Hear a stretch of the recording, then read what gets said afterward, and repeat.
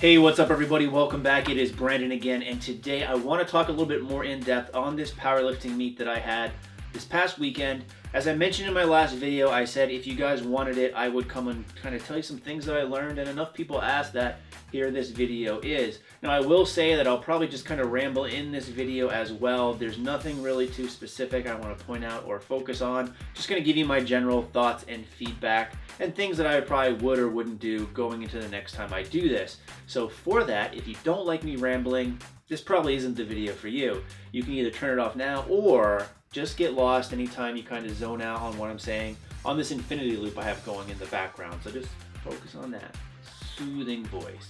Put this on when you go to bed. Hopefully your girlfriend's not there, but she might get a little bit jealous that you're spending your downtime with me. But look it, we're already just into the video for a minute and I'm already going off on a tangent. So let's talk about this. These aren't really in any particular order, just some things I learned. So the first thing that I've learned in this powerlifting meet is that when you're wearing a singlet and you decide to use chalk and you need to adjust yourself, you know, your boys, when you're wearing that singlet, you're not really fooling anyone. You're definitely going to show some helmet, a little bit of a bulge, hopefully in all your cases, a bigger bulge than maybe I was showing.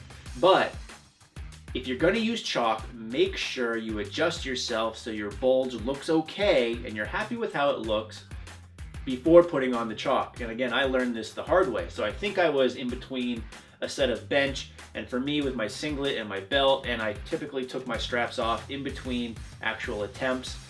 I'd put my stuff on, get all my stuff ready, put my chalk on, getting ready to go. I'd look down and, oh no, where'd my boys go? They were hiding, they were scared. They were a little bit intimidated by the weight. So I said, hey, you know what? Maybe I'll just move them around a little bit, make them look a little bit more aesthetic.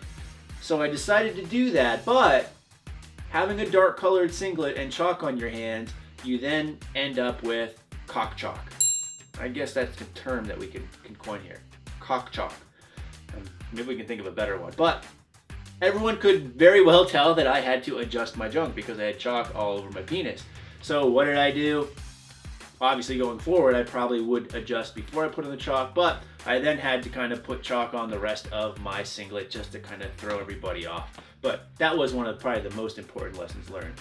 Another big important lesson that I learned while doing this competition is the fact that these competitions go a lot longer than I remember. So again, I haven't done one of these in a long time, since high school, and I am old. I'm 32. I get that question every now and then. So it's been probably about 15 years since I've done a competition, and I don't remember it taking that long. So this competition I was at this last weekend, we had to get there for weigh-ins at 8 a.m. Lifting started at 10, and then we probably got out of there around 6 p.m. that night. So we were there for a good 10 hours, and that doesn't include the 2 hours it took to travel each way to get there. So it pretty much ate up my whole Saturday. So be prepared to be there for a long time. In my case, bringing my girlfriend, I thought we'd been out quite early. I told her it wasn't going to take too long. She was in for a bit of a shock. Add that on top to the fact that we did not plan accordingly as far as food goes. So I at least brought a box of Pop-Tarts. Yes, Pop-Tarts. They're a great source of carbs, and they're quick and they're easy and they're not very filling. I brought that for in between my actual exercises. So in between my squats, my bench, and my deads, I had some Pop-Tarts. And that was the only thing I really ate all day because that's the only food I brought, and they didn't serve food at this gym, as some gyms do have like juice bars and smoothie bars, but this one did not. So that's all I really had to eat was, I think, a total of 6 Pop-Tarts, which ends up being something like 1,200 calories or so. Actually, maybe I only had 4. Either way, that's all I had to eat. So going forward in my next competition, what I would do and what I would suggest you do is either have someone go out and get you food or bring a mini cooler, have some drinks, have some food, you know, things that aren't necessarily going to fill you up too bad, but still they're going to help you get through the day. Because when you're trying to max out, and again, you might be going an hour and a half between actual lifts, or half an hour between attempts of whatever lifts you're doing, that time really starts adding up. And if you haven't eaten anything, like I didn't eat because I was worried I wasn't going to make the 220 weight class, you don't eat before going, you don't really eat too much, and that could really sap you. Now, for me, I train on a empty stomach all the time, but my training only really lasts an hour, and as soon as I get back from the gym, I have a big breakfast, but I wasn't used to going that long. So lesson learned as far as that goes as well. Probably one of the things I also learned that really is going to take some adjusting to is the warm-up process in order to actually do your lifts. So, typically when you go to the gym, you go and you warm up, you have whatever machine, whatever bench you're using to yourself, you can take your sweet ass time. Now, in the case of this powerlifting meet, there was a full-size gym, obviously, but like for warming up with squats, there was only 3 squat racks, and there was about, I'd say 40 to 50 people competing, which means 40 to 50 people need to warm up. I saw, people max out on their actual attempts as low as like 120 pounds for some of the women, as high as like 700 pounds for some of the men. So being only 3 squat racks, everyone's different heights, everyone uses different weights to warm up. It's really hard to get in and actually get a good warm-up routine in place. And again, going into it, I hadn't been to this gym before, so what I learned from this is I would probably try to scout out the gym beforehand, or try to actually have a routine in mind, or alternate things that I can do if for some reason I can't get on a squat rack or I can't get on a bench or something along that lines. So that was the first thing from a logistics standpoint, actually getting into the warm-up area. The next thing I learned is I need to figure out the perfect timing to do so, because as I kind of previously mentioned already, I had probably, an hour and a half in between from when I did my last squat to when I did my first bench press. And again, another hour and a half in between my last bench press and my first deadlift attempt. So an hour and a half, that's a lot of time. So you need to figure out what time it is to start warming up and getting ready. What I would typically do is the way that we did things, there was 2 flights of groups who went through and did the powerlifting meet. So I was in the second group. So when the first group was on their second attempt, when it got like halfway through their second attempt, that's when I would go and warm up.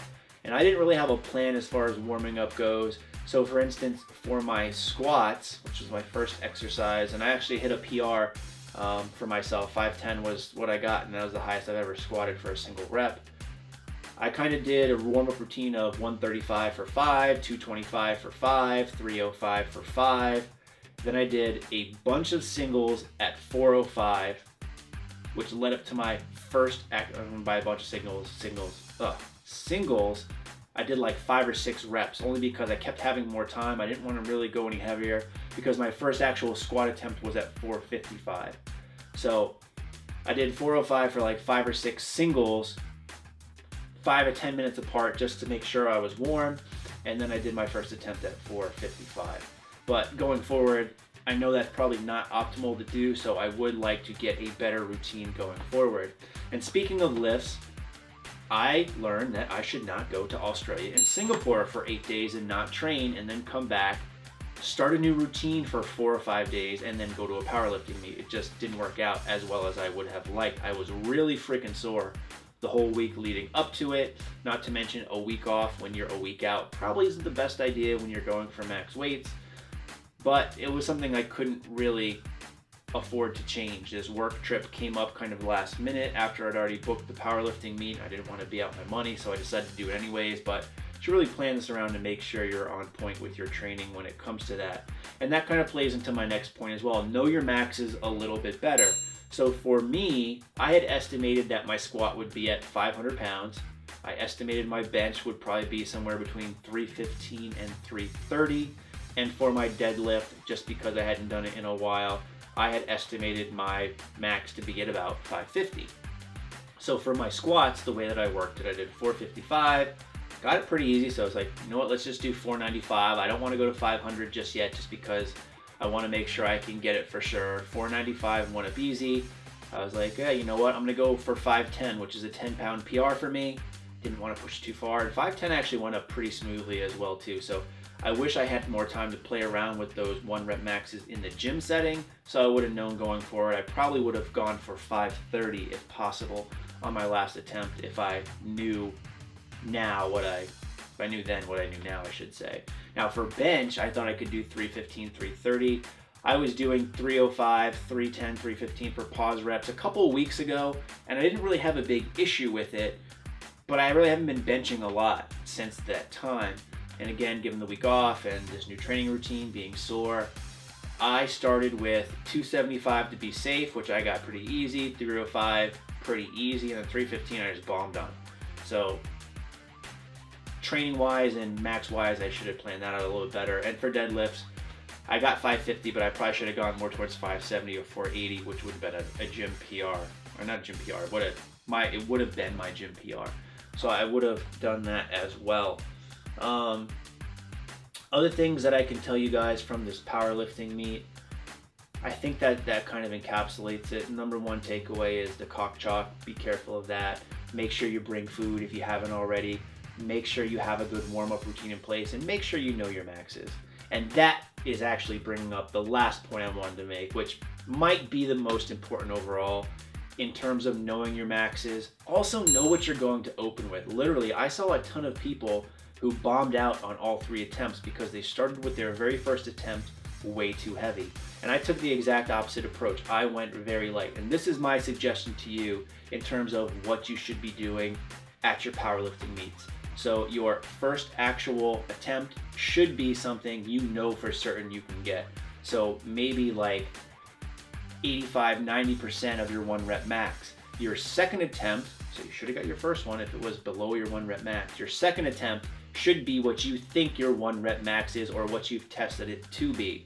And then, as you should have gotten that as well, your third and last attempt, in my opinion, should be an all PR set. So should go for something you haven't done before, or whatever it is, should be above your max, which would kind of just mean something you haven't done before. So that would be my biggest suggestion, because if you bomb out one of those lifts, you pretty much take yourself out of the running for any kind of placement. So make sure you at least get your openers in. Make sure you test that out. Again, I have a video on my openers, so I did make sure I did that, and I think it helped me make sure that I got a decent total, considering it was my first meet in about 15 years. So there's my advice. I hope that helps. Hope this video wasn't too long. How we going? 12 minutes? Fuck, gotta go. See you later. In the meantime, thanks for watching. Stay big.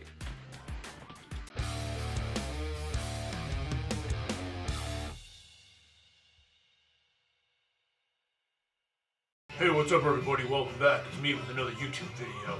In today's video, we're going to talk about the importance of if it fits your macros.